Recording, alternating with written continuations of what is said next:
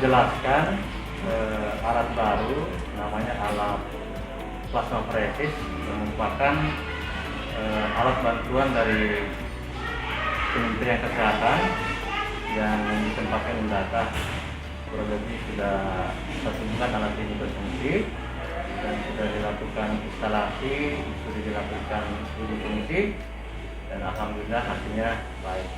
Dan saat ini kita sudah melakukan persiapan dalam rangka pengobatan alat ini untuk pelayanan.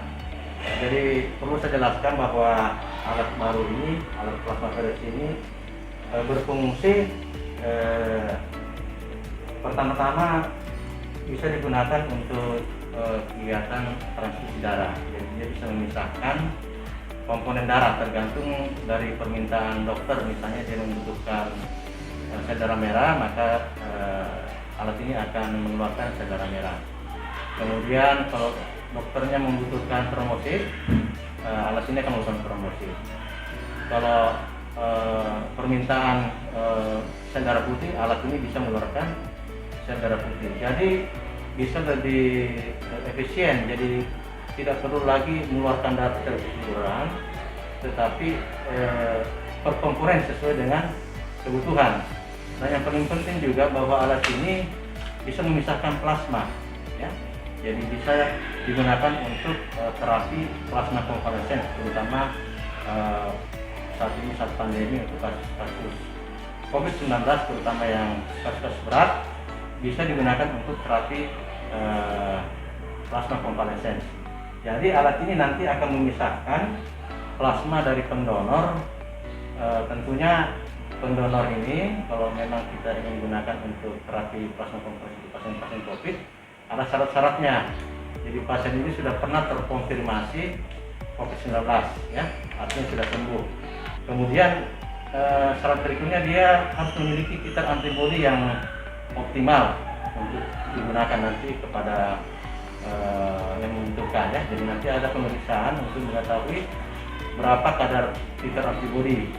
Kemudian yang ketiga, golongan darahnya harus sama, ya. Jadi golongan darah antara pendonor dengan si penerima itu harus sama. Nah, berikutnya juga ada syarat-syarat lainnya. Dia juga harus bebas dari screening penyakit-penyakit infeksi menular yang bisa melalui transfusi darah, ya. Jadi itu semua harus dipastikan semuanya memenuhi syarat, baru boleh digunakan oleh pasien atau penerima pelayanan.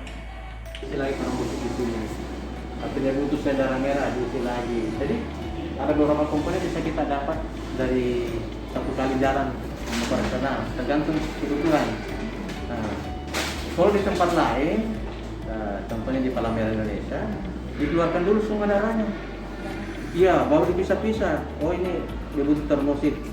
Nah, baru termosit. Ini kan tidak mungkin dikembalikan sisanya.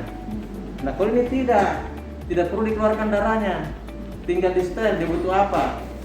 Jadi sangat efisien. Nah, itu, ya, tergantung apa kebutuhan kita. Makanya disiapkan semua ya, ini untuk plasma, trombosit, sel darah merah, sel darah putih.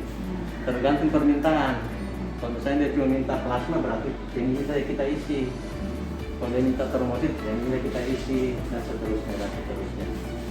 Jadi tidak mesti keluar semua.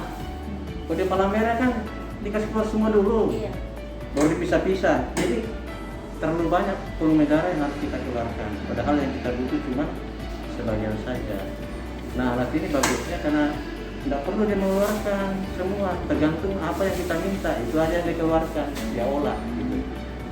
Itu kelebihannya alat ini.